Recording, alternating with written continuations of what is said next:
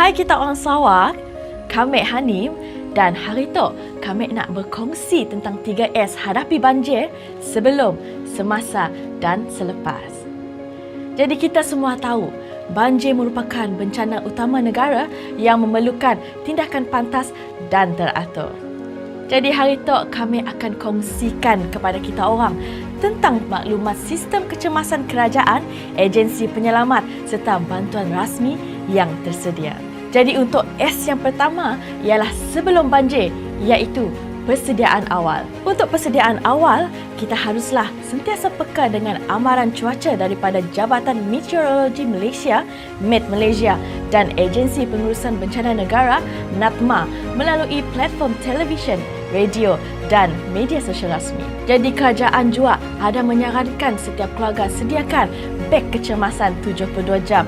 Senang cerita, satu beg ya, standby awal untuk digunakan bila berlaku kecemasan. Jadi, dalam beg ya, sila pastikan ada sedikit wang tunai, telefon bimbit, makanan yang tahan lama, air bersih, kit kecemasan, ubat-ubatan, lampu suluh, pakaian, dokumen penting dan paling penting sekali kita semua mesti ada ialah power bank. Lepas ia juga, kita perlu kenal pasti lokasi pusat pemindahan sementara PPS yang diuruskan oleh Sidak Natma dengan kerjasama Jabatan Kebajikan Masyarakat JKM untuk memudahkan kita bergerak segera ke tempat selamat tanpa membuang masa, terutama bila keadaan darurat berlaku secara tiba-tiba. Jadi untuk S yang kedua ialah semasa banjir, iaitu tindakan ketika kecemasan.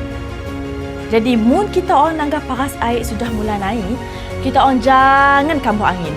Kita orang perlu pastikan semua suis elektrik, gas dan bekalan air ditutup sepenuhnya. Jadi sekiranya kita orang menerima arahan untuk berpindah, bergeraklah segera dengan ke PPS yang telah ditetapkan oleh pihak berkuasa.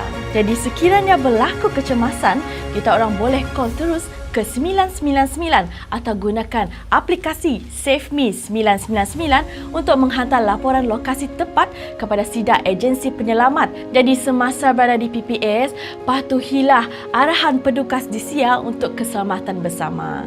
Jangan bagi tolok ke rumah selagi pihak berkuasa belum mengesahkan bahawa keadaan benar-benar selamat. Jadi untuk S yang terakhir pula, selepas banjir, iaitu langkah pemulihan. Sekiranya pihak berkuasa sudah membenarkan kita orang untuk pulang ke rumah masing-masing, perkara pertama yang perlu kita orang pola ialah cek dulu struktur bangunan dan elakkan daripada menghidupkan apa-apa peralatan elektrik yang masih basah. Jadi semasa kita orang mula kerja pembersihannya, pastikan kita orang gunakan sarung tangan dan kasut getah untuk melindungi gigi kita orang daripada sebarang pencemaran.